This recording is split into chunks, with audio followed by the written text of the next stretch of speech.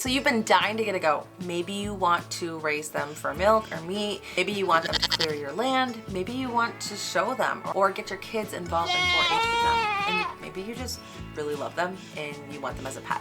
I can't blame you for wanting them. They're my favorite animals here on my homestead. But before you dive in, there are some things that I want to make sure that you're aware of so that you can have the best experience possible raising goats. So these are some of the basic things that everybody who has goats needs to know. These are non-negotiable things, and they're going to give your goats the best life and make things a lot easier on you. I'm making this video because since I've had goats, I've had a lot of people come to me ready to get a goat and they've had questions. And I've also made the mistake of selling goat kids to people who made mistakes without even knowing it. And one time a goat even passed away because of one of these mistakes. So I want to make sure that anybody who's getting a goat knows everything that you need to know before going into it. Welcome to Only Goats Farm, where I share my homesteading journey. We're halfway to reaching 1,000 subscribers, so I want to thank everyone who has tuned in and everyone who is tuning in right now. If you like goats and you want to be more self-sufficient in your own life, on your own homestead, make sure you hit that subscribe button and turn on that bell notification so you don't miss my future videos. So today we're going to talk about everything you need to know before you get a goat. So what kind of goat you should get, where you should get a goat, how to feed them, how to fence them, how to house them, how to keep them happy, and some health concerns that you're going to see at some point in time, and how to keep them healthy. Make sure you watch until the end because there's something that a lot of goat owners don't know about, and it can actually be a matter of life or death if you don't know this. I'm not being dramatic, I'm serious. And I'm gonna show you a really cool trick too. So first of all, what kind of goat should you get? So we're gonna talk about breed, age, gender, and purpose to help you make that choice. So there are all kinds of different breeds of goats. Some goats are for meat, some goats are for dairy, and some goats are dual purpose. Male goats are called bucks, but sometimes you're going to hear them called billies, studs, or stags. Most of the time you'll hear them called bucks. Male goats that have had their baby making parts removed are called wethers. Baby boys are called bucklings. Baby girls are called doelings. If you aren't planning on breeding your male goats, you're probably going to want to get a wether. So these goats make really, really good pets. Bucks are best for homesteaders that are actually planning on breeding their goats so that they can have a supply of milk or meat. Bucks can get very stinky, and it's something that you smell even if you're not really close to them. Most people hate buck smell. I'm a little weird and I actually don't mind it, but I'm also that same kind of person who will drive by a farm with my windows rolled down and I'm like, yeah, that smells good. That's home. So take that with a grain of salt. Most people do not like the smell of buck and they can get pretty stinky. They have a goat musk type of smell and they pee on themselves. Bucks can be really gross and they can also be mean. I myself haven't had a mean goat, but I have definitely met some mean bucks before. If you are looking for pet goats, I would suggest making sure that any boy that you get is a wether. They make awesome pets, they're not gonna smell, and whoever is selling you a buckling should be able to do it for you. It's a pretty easy process to do too. I was scared the first time I had to do it, but it's really easy. If you wanna see a video on how to do it yourself, let me know in the comments and I can make you that video. Those are girls. They're great for pets. They're also good for breeding and milking. If you're looking for a dairy goat, I would suggest looking into some of the dairy breeds like Nigerian dwarfs, La Manchas, Nubians, Alpines. Hand milking Nigerian dwarfs, for the record, is a little bit harder than my larger breeds. In my opinion, especially for a beginner. So take that into consideration when you're looking for a starter goat. And a lot of the milking machines don't work because they're in the itty bitty committee here. If you're looking for a meat goat, the best breeds are usually boars. That's the most popular breed. They're really big, friendly goats. All goats are good for manure and brush removal. So no matter what you get, you're going to get plenty of gardening and landscaping benefits for yourself and your family. Goats can come with horns or without horns. A pulled goat is one that doesn't have horns. A naturally pulled goat is one that was born without horns. And then you can also pull them yourself. There's a whole debate on pulled versus horns. I will leave that for another video. Where should you get your goat? So you can find goats everywhere. You can find them in any livestock auction, sale barn, on Craigslist, on Facebook, The Amish, you can find them by asking people that you know that have goats. I would caution against getting your goats from a livestock auction. Yes, they're cute. Yes, they're tempting, but you don't know where they came from. You don't know how they were raised. You don't know what their health is.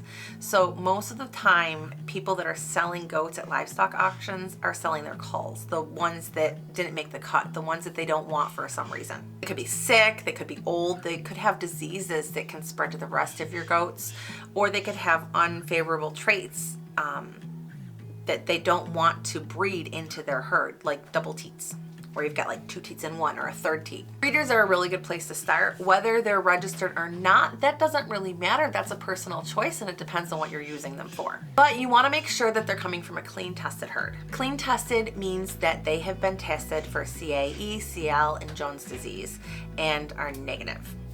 Closed herd means that they haven't had any contact with new goats from outside the herd. Obviously, any goat from a sale barn or an auction isn't clean tested and they're not from a closed herd because they're exposed to all of those goats. And by the way, you need to plan on getting 2 goats. So don't plan on getting 1 or you're going to have yourself some problems. If you're getting a wether, get another wether or a buck or a doe to go with him. If you're getting a doe, get another doe to go with her. Most people keep their does and bucks separate so they can control breeding. But if you're getting them for breeding, you're probably going to want to get 4. Goats are herd animals and they need a buddy. How much room do you need for goats? The general rule of thumb is 20 square feet inside, 200 square feet outside per goat minimum. So 200 square foot per goat in the pasture, 20 square foot per goat inside. Your pasture needs to be fenced in and it needs to be a good fence. So either electric fence or something that's really sturdy that they can't climb or get through. Pallets work really good for all of the goats that I have now. In the past though, I have had an occasional flyer that the pallets didn't work with. My fencing, I've got a couple of different things set up. It's a combination of pallets, cattle fence, and no climb horse fence. So if you know, cattle panel has like the larger holes in it and the goats won't be able to get out of it. Goat kids might be able to, but regular goats can't, big goats can't. But they can get their heads stuck in them if they're horned. Your fencing needs to be good. You need tight fencing with no escape gaps because if there is a way around, over, under, or through, they're going to find it. If they do escape, they're probably not going to go too far, even though I've seen those posts where it's like, hey, what are these goats running through the city from? Roaming the neighborhood. It's just a good idea to have good fencing. And you're also going to want to make sure that you bucket train your goats. This is so easy. No, not this. Okay, so easy, so quick to train them. Literally all you have to do is take a bucket, put feed in the bucket, and go out to the barn and feed them out of the bucket. They're gonna start to associate you with the bucket of food, and it is way easier to round them up if they do happen to escape, which they will. They're gonna escape at some point. You're gonna learn the hard way. But literally all you need to do is grab a bucket and walk towards the barn when they do, and they're gonna follow you right back to where they belong. What do they need for shelter? So shelter can be a barn, it can be a 3-sided like shelter. As long as it's got a roof and 3 sides, they're going to be good. They don't like the rain, and most of mine can't stand the snow either, so you're going to need to give them a place where they can get away from all of that. If you are breeding goats, you're going to need a place with a door, and it will have to be relatively draft free, because these babies need to keep warm. Kidding season, or when they start to have their babies, this usually starts in the cold months and babies can get hypothermic and go downhill really fast. I've had it happen twice. I've got other videos that you can watch if you wanna see it. So if you've gotten this far, let me know in the comments, what kind of goat do you wanna get and what do you wanna get them for? Next, I wanna talk about what to feed them. When I got my first goat, my dad stressed to me that goats need good hay. I heard him say that so many times to me. You want quality hay, and I usually look for horse quality hay. You don't want old dusty hay, moldy hay, or wet hay. This can cause them respiratory and other health and digestive issues that can turn fatal. Make sure they always have access to clean, dry hay and have an area where you store the hay and it's going to stay clean and dry. Don't bother getting hay in a feed store. That's way overpriced. You're gonna break your bank account with that. So find a local farmer and stock up. Each goat is going to eat about 3 to 4 pounds of hay per day. A typical square bale of hay is like 40 to 50 pounds. So with 2 goats, they're going to be eating about 8 pounds of hay per day. A bale of hay theoretically would last them about 5 days for 2 goats. A bale of hay where I'm at costs about $5.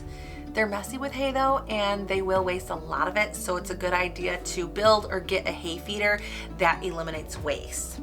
Hay bags are also great if your goats are polled, but don't use them if you have horn goats because their horns can get stuck in them. I'll post a link in the description box for a good hay bag that I recommend.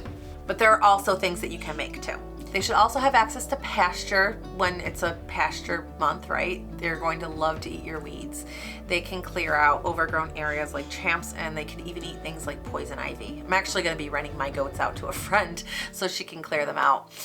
If you're pasturing them in a new area though, make sure that you can check the plants that are there are not toxic, because there are plants that are toxic to goats. So just check. If there's anything you're not sure about, just research. Goats don't necessarily need grain, by the way. If you have a doe that is not milking and not pregnant, she doesn't necessarily need grain, but it's not going to hurt her. Pregnant goats, goats that are milking, and goat kids that are growing, they should be getting grain. And you're not going to let them free choice eat their grain because they will overeat and it will make them sick. On that note, make sure that they can't access any of the bags of grain, especially chicken food, because it can make them sick. Like really sick. And of course you want to make sure that they always have access to clean, fresh water. If it's winter time, make sure that you have something to keep the water melted. The next one is so important for every goat owner to know about, and that is goat health. So first of all, make sure that you have a livestock vet. There are a lot of things that you're probably going to learn how to do on your own. You don't need a vet for everything, but you do need to have a relationship with a vet, especially today, because there are a lot of things you can't do, or there's some things you can't do without one. So last year they changed the farm laws, and antibiotics can no longer be bought over the counter. So you need to get a prescription to get them. I made a video about that farm law last year that you can watch. I'll put that in the description box if you want. And if you're local to me in Western New York, let me know and I will be happy to recommend you to my vet. Goats are very susceptible to worms, especially the barber pole worm. Like, I cannot stress this enough. You need to know this, okay? All goats have worms. It's just a matter of keeping them under control. If their goat worm gets too high, they will become anemic and they can go downhill very, very fast. So you need to familiarize yourself with something called Famaching. It's literally a card that tells you what their worm load is, and have dewormers on hand. So to check for worms on your own, you just need to check their Famaching score. There's a whole training that you can take online through the University of Rhode Island. That's all free. And then after you take the training, you can get a certification and a little Famaching scorecard that you can keep on your person for under 20 bucks. So I highly recommend at least learning the Famaching scoring system, even if you don't get certified, because it can save your goat's life and it can prevent some serious issues, and it's so easy to do.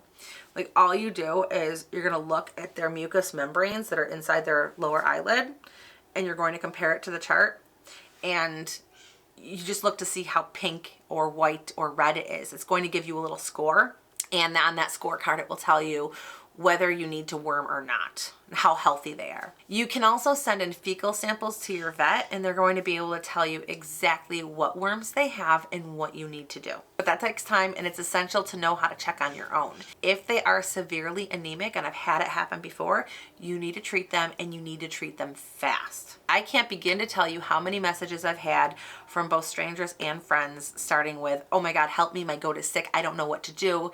And they send me pictures, I have them check, and it's because they are dying. They're dying from being anemic from having too many worms. I've even been to a breeder's place to look at their goats, and when I checked their goats, they were at the dangerous and fatal Famaching levels. And I asked her, hey, when was the last time these guys were wormed? And she's like, oh, they haven't been yet. I'm on a schedule and I worm them when they're about to go out to pasture. And I said, okay, well, their Famaching score is like a 5. And she was like, what? Like, she had no idea what I was talking about. So I had to teach this breeder how to check the Famaching score. That should never happen. Every single person owning goats or sheep need needs to know how to do this, and they need to do it regularly. You should also be vaccinating your goats annually for CD&T. This is something you can get over the counter. You can just go pick it up at Tractor Supply or whatever farm store you use. Or you could have your vet do it for you if you're not comfortable, but it's pretty easy once you learn how to do it. And you are buying a goat, ask them when was the last time they had their CD&T.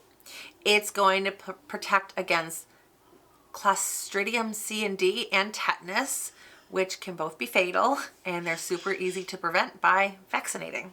And tetanus isn't from metals, tetanus is literally found in the ground. Goats are also going to need copper supplements.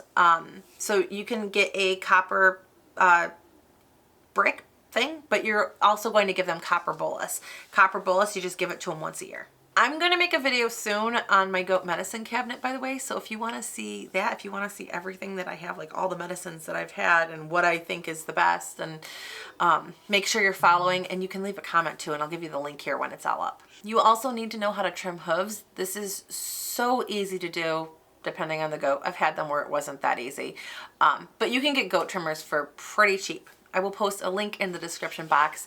But you don't want your goats to get overgrown hooves. And this is so easily preventable by trimming their hooves every like 2 months. It's not like horse trimming hooves, by the way. It's really easy. Another thing that I found that I love is the HerdBoss app. So I'm not paid to tell you this. They don't even have an affiliate program, but this app is a godsend, honestly. So in this app, you can log everything. Where you got your goats from, how much you paid for them, when they were born, when they were bred. You can log weights and medicines along with the dosages for the medicines that you gave. Your scrappy tags, your registration numbers, breeds, how many kids they had in their litters. You can even make your own little family tree right in the free version of the app. So you can see, like, you know, as your herd grows. When you download it, it's going to give you a free trial. But even after that free trial, I thought I was going to lose everything after it, but you'll still have access to everything that I just told you. The paid version is more for breeders, and you can add like pictures and like all sorts of files and stuff. This is a really easy way to keep track of weight gain, when you last vaccinated, when you dewormed them, and anything else that's important. So I will add in there when I check their Famaching scores, what they were, when I trim their hooves, anytime I use any kind of medicine on them. It's so easy to look back and just keep track of their health. And if the vet ever needs to know anything, I've got all of their records right there on my phone. If you're watching this and you have experience, what do you think that I forgot that you think is important for goat owners to know about? Because I know there's probably more. And if there's something I mentioned that you want to know more about, let me know in the comments and I will answer your questions. If you want to see more about how I raise my goats, I will see you over here in this playlist.